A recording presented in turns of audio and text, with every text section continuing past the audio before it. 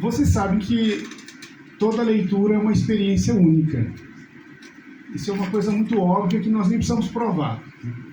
Mas essa questão da unicidade da leitura vem à tona justamente quando nós nos deparamos com a experiência da releitura, ou seja, de aquela experiência em que nós lemos um texto pela segunda, terceira, pela enésima vez. Nesses casos, nós estamos diante do mesmo exemplar do livro, da mesma fotocópia de um texto. E esses veículos contêm a mesma sequência de parágrafos, uma combinação inalterada de palavras, e ainda assim, cada leitura de um mesmo texto vai formar uma experiência diferente. Por mais que os caracteres, as frases, as seções permaneçam imutáveis, o livro, como objeto físico, envelheceu, o papel amarelou, os blocos de páginas se soltaram da lombada. Mas mais sério ainda, quando nós lemos de novo, quando nós lemos pela segunda, terceira, quarta vez um texto, nós mesmos também já não somos mais os mesmos. Quer dizer, não é só o livro como objeto que vai mudando, nós também, nossa cabeça está em constante mudança. Nós estamos num momento melhor ou pior da vida, ganhamos mais conhecimento, mais experiência do mundo, conhecemos melhor as pessoas, tivemos mais alegrias, mais decepções, vimos muita gente querida ir embora, estamos mais próximos do nosso próprio fim. Ou seja, o mundo à volta e nós próprios estamos em constante mudança, entende? Então, voltar a um texto nunca é voltar exatamente ao mesmo texto, né? A leitura é sempre uma ação que envolve um suporte material, um conjunto de ideias ali dentro, e uma subjetividade, que é aquela que decodifica o texto, né? E esses elementos todos são variáveis, né? Talvez as ideias do texto permaneçam as mesmas, o suporte muda, mas o mais fundamental, a nossa cabeça se altera, a nossa subjetividade mudou, né? Todos esses truísmos que eu acabei de mencionar para vocês, inclusive aqueles sobre a iminência da morte, são profundamente verdadeiros e explicam o porquê de cada leitura ser uma experiência única. As palavras do texto são as mesmas, os suportes materiais, nossa cabeça, nossa subjetividade, o nosso corpo é que não são. Mas eu não vou explorar muito mais dessa problemática, digamos, existencial, que é ao mesmo tempo decisiva e quase trivial. Eu vou falar de diferentes modalidades de leitura, num nível que eu suponho ser um pouco mais instrumental. E como vocês podem perceber, eu vou falando de leitura, lendo mais ou menos eu próprio aquilo que estou falando, num exercício que também mistura teoria e prática por essa outra faceta, né? Vamos pensar em nós próprios como leitores, mas como pessoas que recorrem à leitura, que não só estão interessados, não estão só interessados em entretenimento, tá? Não é só elevação espiritual, formação geral, evasão compensatória, todas essas metas clássicas do ato de ler. Entende? Nós lemos, entre outras coisas, por essas finalidades que eu acabei de elencar, né? Podemos querer nos divertir, podemos buscar elevação espiritual, estamos atrás de uma formação, de uma elevação da subjetividade, estamos tentando fugir de uma realidade difícil, né? A teoria da literatura, no contexto brasileiro, tem o termo clássico da evasão, né? Para designar esse tipo de atitude perante a leitura. Eu não estou pensando exatamente nessas finalidades, tá? Ou seja, nessas finalidades mais genéricas do ato de ler. O meu foco vai estar na experiência de leitores que estão com vontade de avançar com projetos de aprendizagem ou de investigação dentro de uma disciplina, dentro de um espaço disciplinar. Ou seja, leitores que estão no começo, no meio ou no fim de uma disciplina, de um projeto de pesquisa e que tem que comunicar por escrito as suas conclusões, seja numa prova, num trabalho, numa dissertação, num TCC, num artigo, num livro. É esse o tipo de leitura que me interessa pensar aqui, tá? Ou seja, uma leitura dirigida por objetivos desse tipo. Escrever um trabalho, ser aprovado numa disciplina, né? É claro que esse tipo de leitura, que eu disse que é regulado por objetivos definidos nesses termos, pode ter, deve ter efeitos sobre a nossa própria formação, efeitos elevatórios, compensatórios, recreativos, de todo tipo. Tá? Então, essas finalidades não estão excluídas. Mas, no caso que eu estou tentando definir, nós temos um certo teor instrumental agregado, está vinculado à circunstância de que aqui nós estamos lendo, mas tendo em vista metas muito específicas, como ter um bom desempenho numa avaliação de disciplina, concluir a redação de um texto dentro do prazo, entre outras coisas. Né? Então, esse é o quadro geral, tá? que me interessa mapear mentalmente com vocês. Vejam, nós professores estamos o tempo todo insistindo na importância da leitura. E isso fazemos por uma razão que é essencial. Tá? Antes de tudo, que nos diferencia, a nós, professores, nós temos as nossas múltiplas diferenças metodológicas, teóricas, metapolíticas, entende? Antes de tudo isso, né, tem uma coisa que nós compartilhamos aqui dentro do departamento e me parece que quase todo o departamento de história, quase todo o departamento acadêmico nas humanidades, pelo país afora e em outros cantos. Né? E é o seguinte, eu acho que uma das coisas importantes, essenciais que nós compartilhamos é uma espécie de diagnóstico que tem a ver com a nossa dificuldade de imaginar um futuro em que ler, sobretudo ler a palavra escrita, né, não seja uma prática essencial. Tá? Entende? Parte do motivo pelo qual nós estamos aqui, num seminário desse tipo, tem a ver com esse tipo de diagnóstico que nós fazemos acerca do futuro da leitura. Nós vemos o mundo mudar, nós vemos as gerações irem se sucedendo, né? Nós vemos também a diferença entre as nossas próprias gerações e as gerações dos nossos estudantes se alargando. Mas nós temos uma dificuldade essencial de imaginar um futuro para as humanidades, um futuro para os projetos de desenvolvimento social, nacional, em que a leitura da palavra escrita não tem um lugar central. Certo? Isso, para nós, às vezes tem efeitos desesperadores, às vezes tem efeitos calmantes. Certo? Mas o ponto é esse, nós não conseguimos imaginar um futuro sem leitura. Né? Essa dificuldade, eu ressalto aqui, não é fruto de apego ao passado, bloqueio cognitivo ou viés de interesse classista, entende? Quer dizer, não é porque nós somos pessoas que escrevem que nós estamos fazendo esse tipo de diagnóstico, certo? Acho que tem uma razão mais básica. É uma conclusão que nós extraímos com base em experiências individuais e coletivas. E é uma experiência que eu acho que permanece inalterada, mesmo diante do turbilhão de inovações tecnológicas em meio ao qual nós vivemos, nas últimas décadas. Né? Há coisa de 2 semanas, houve um evento, desses eventos bobos que um desses bancos financeiros organizam, no caso a XP, trouxe ao Brasil ali Boris Johnson, aquele jogador de futebol americano que foi casado com a Gisele Bündchen, e o cofundador da Apple, Steve Wozniak. Né? O Wozniak disse uma coisa, entre muitas outras bobagens, disse uma coisa muito importante, sabe? E acho que disse com autoridade de quem é uma figura-chave no universo tecnologia. Né? Ele disse basicamente o seguinte: a inteligência artificial não vai mudar completamente as nossas vidas, certo? E a chave aqui é completamente, né?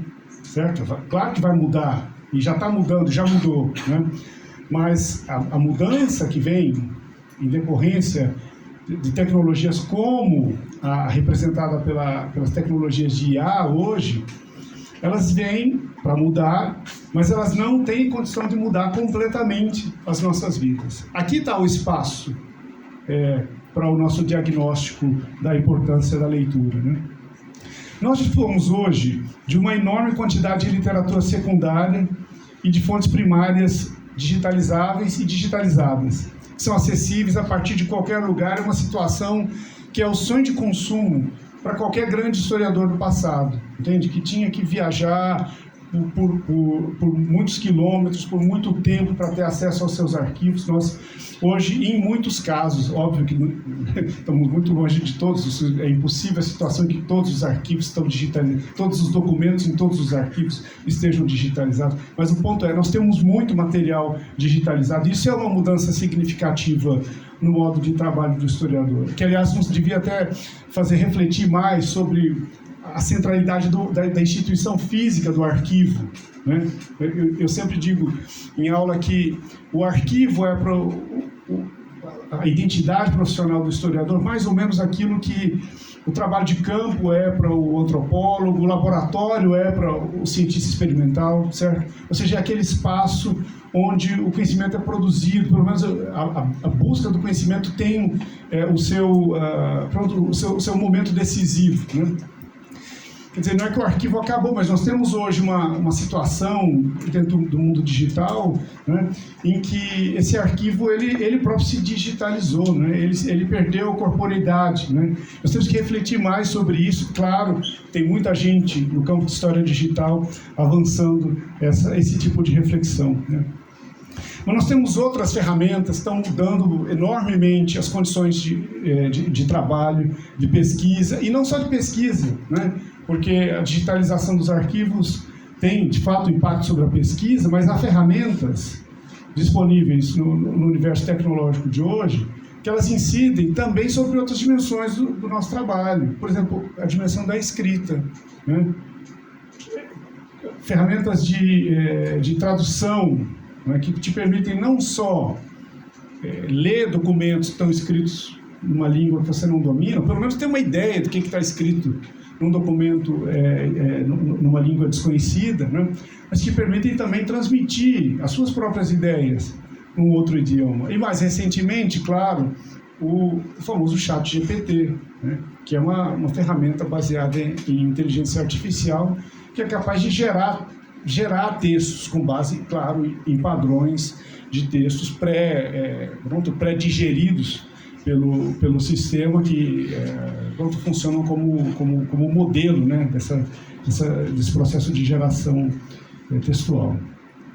Enfim, nós temos novidades como essas e muitas outras que vão continuar tendo um impacto profundo sobre as nossas práticas acadêmicas, mas esse impacto, por mais profundo que seja, não vai destruir a importância do ato de ler. Para falar uma expressão famosa de um livrinho pequeno do Paulo Freire, que era muito lido na minha geração na universidade, né? A importância do ato de ler.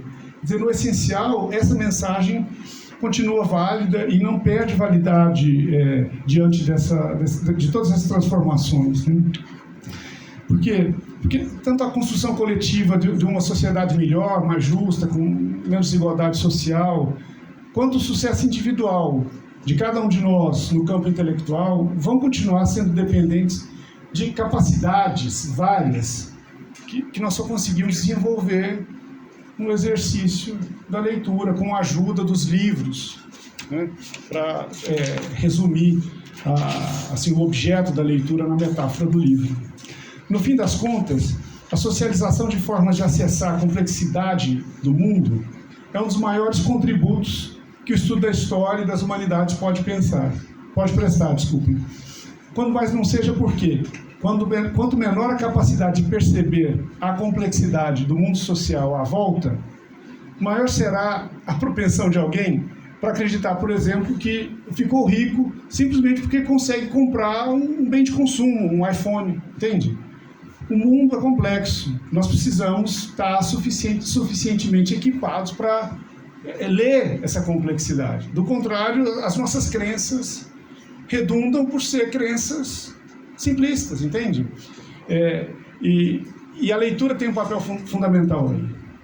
A leitura tem um papel decisivo na complexificação da nossa relação com o mundo. É por isso que eu digo sempre, acho que alguns de vocês ouviram, de uma maneira, às vezes, um pouco dura, que o curso de História não só de História, tá? Mas o curso de História é um curso incompatível com uma versão absoluta à leitura, certo? Vai continuar sendo assim, mesmo com um aporte cada vez mais intensivo de tecnologias de suporte baseadas em inteligência artificial. Obviamente, ninguém é obrigado a gostar de todos os textos que passam pela frente da pessoa ao longo do curso. Ninguém é obrigado a gostar de tudo. Agora, uma coisa é importante, você tem que encontrar um ponto de apoio, entende? Você tem que conseguir gostar de alguma coisa, entende? A oferta é grande, entende? Nós temos um departamento plural, nós temos disciplinas as mais diversas, diferentes orientações teóricas, diferentes épocas, diferentes abordagens, certo? Alguma coisa há de tocar o seu coração, certo? Então, essa mensagem que eu passo para você é uma mensagem importante, entende? Quer dizer, não é preciso gostar de tudo, mas é preciso gostar de alguma coisa, em termos de leitura, certo? E se você ainda não desenvolveu essa capacidade, é preciso tentar isso mais ativamente, certo? Nas nossas aulas, nós, professores de História, atuamos para tentar interessar um número cada vez maior de pessoas na reflexão complexa sobre o passado, o presente, o futuro e as relações entre esses diferentes níveis de tempo. Essa é uma tarefa em que alguns têm mais, outros menos êxito, mas o ponto é que, por mais que um docente faça o nosso esforço de ampliar a inteligência coletiva em relação às questões da história, só pode ser cultivado por meio da prática reflexiva da leitura individual de textos. É essa contrapartida sem a qual a aprendizagem permanece uma aprendizagem deficitária. Agora que a Filó mencionou a leitura coletiva, eu acho que é um bom complemento, certo? Eu acho que é um experimento a ser tentado mais, entende? Quer dizer, acho que é um experimento que não anula a instância individual, entende? No limite, cada um tem que assimilar individualmente o que lê. Mas, de repente, fazer isso num espaço coletivo pode ser um belo fermento para a experiência da leitura, né? Para isso tudo, uma coisa me parece fundamental, que é, e aí uma outra conversa prática que eu queria ter com vocês, que o texto lido, o texto que nós estamos lendo, tem um suporte que seja amigável à leitura. O que eu quero dizer? Eu quero dizer o seguinte, que a tela dos nossos smartphones não é um suporte amigável à leitura, certo? Quem fez introdução comigo já ouviu essa conversa, né? Quem não fez, pronto, está ouvindo pela primeira vez, mas com certeza já ouviu de outros colegas também, ou então já pensou isso, certo? Mas tem muita gente que já pensou, já ouviu, e por várias razões são compreensíveis, insiste em ler textos no celular. Não dá para ler bem no celular, tá? Quer dizer, não dá para acionar um tipo de modalidade de leitura que é decisivo a partir de uma tela muito pequena. Tá? Esse é o ponto fundamental, né? Bom, você não vai conseguir se concentrar do jeito que você precisa se concentrar para fazer uma leitura intensiva, né? Se você tem uma tela muito pequenininha. Talvez num tablet você consiga, se você faz questão do suporte digital, talvez você consiga fazer isso num tablet, talvez você consiga ler bem naqueles leitores, né, como o Kindle da Amazon e outros, né? Tem muita gente que lê ali, lê bem, né? Eu, em particular, eu tenho imprimido cada vez mais. Não é assim, exatamente ecológico, né? E também não imprimo exatamente tudo, mas tudo que eu pretendo ler de forma mais intensiva, ou seja, pretendo estudar do começo ao fim, com calma, eu imprimo. Eu imprimo, sublinho, anoto, e nos últimos tempos, a maior parte do que eu escrevo começa a ser escrito no texto, sabe? Assim, eu começo, as minhas ideias começam no diálogo com o texto e o diálogo fica documentado ali. De maneira que eu, muitas vezes, quando me sento mesmo para avançar com um texto que eu estou escrevendo, eu vou aos textos que eu li, ali catando ideias que eu fui largando ali, sabe? Muitas delas até me esqueço depois e só consigo recuperar porque ficaram registradas, né? Esse é o tipo de coisa que você não consegue fazer no celular, certo? Você consegue fazer no computador, você está lendo no computador e tudo, no PDF, você consegue botar lá uma anotação. Você pode adaptar, entende? Você não precisa fazer tudo old style, sabe? Tem 1000 estratégias que você pode desenvolver. Eu estou apresentando a minha para vocês aqui, não para vocês seguirem, mas para vocês terem ideia de como é que tem gente fazendo, né? Porque eu acho também que nós temos que abrir mais a caixa de ferramentas, entende? Quer dizer, vocês quando têm contato conosco, em sala de aula ou pelos textos, vocês veem as coisas prontas, você vê a aula já preparada, entende? Você vê o texto já escrito, né? Certo? Mas o processo, às vezes o processo é complicado. E acho que é importante falar do processo, né? Vocês estão se formando para serem colegas nossos, entende? É importante abrir o jogo para vocês irem refinando as práticas de vocês, né? De acordo com a experiência que vai chegando até aos seus ouvidos. Né? Quanto tempo eu já falei, Thiago? 20, mas tem mais uns 10, 15. Né? Bom. Então, só que eu não imprimo nem compro todos os textos de que eu preciso, tá? Porque nós não lemos da mesma maneira todos os textos que temos de ler. E aqui estou chegando ao meu ponto fundamental. Há modos e modos de ler, e essa leitura atenta, reflexiva, integral, repetida, vamos chamar de leitura lenta, essa leitura é só um desses modos, né? É talvez aquele cuja aprendizagem, rotinização é mais difícil, mas está longe de suprir todas as nossas necessidades enquanto pesquisadores, professores e estudantes. Há situações em que uma leitura imersiva chega até mesmo a ser prejudicial. Tá? Eu não estou aqui fazendo um argumento global contra a leitura atenta de textos, entende? Eu próprio, no fim das contas, estou recomendando a aprendizagem dessa modalidade, precisamente. Mas eu estou dizendo, ela também tem limitações, né? Há circunstâncias em que uma leitura imersiva é prejudicial. Num livro recente, o psicólogo da aprendizagem histórica, Sam Weinberg, que é uma das figuras mais interessantes para refletir sobre o que é a aprendizagem histórica, como é que ela acontece, que competências ela estimula, enfim. Ele chegou à conclusão de que esse padrão de leitura que é típico da crítica documental, que historiadores exercitam ali nos seus seminários, nas aulas, naquelas aulas em que os documentos são discutidos em primeiro plano, que essa modalidade de leitura, por mais valiosa que seja em muitas circunstâncias, ela é de pouca valia, talvez até seja prejudicial quando se trata de combater desinformação no meio ambiente digital dos nossos dias. Tá? A pesquisa que o Weinberg é um psicólogo experimental, tá? Ele trabalha com pesquisas em grupos focais, ele põe esses grupos para desempenhar determinadas tarefas e ele compara esses diferentes grupos.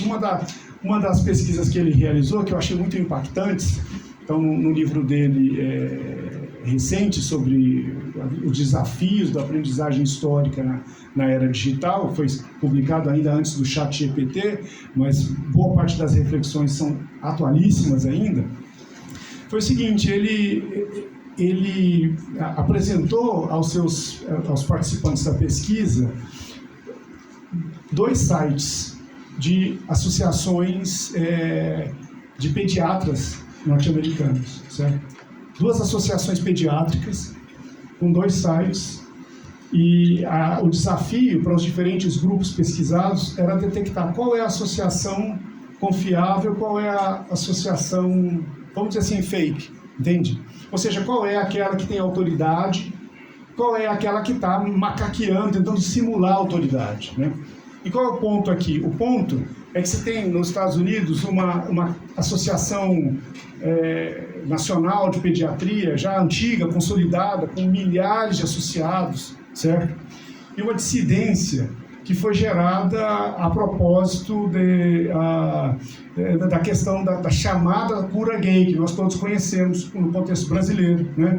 Então, basicamente, aqueles pediatras que eram partidários dessa ideia de tornar objeto de terapia homossexuais, entende? Que achavam que os protocolos da Associação Oficial de Pediatria deviam englobar tratamento terapêutico, como que medicalizando a homossexualidade, certo?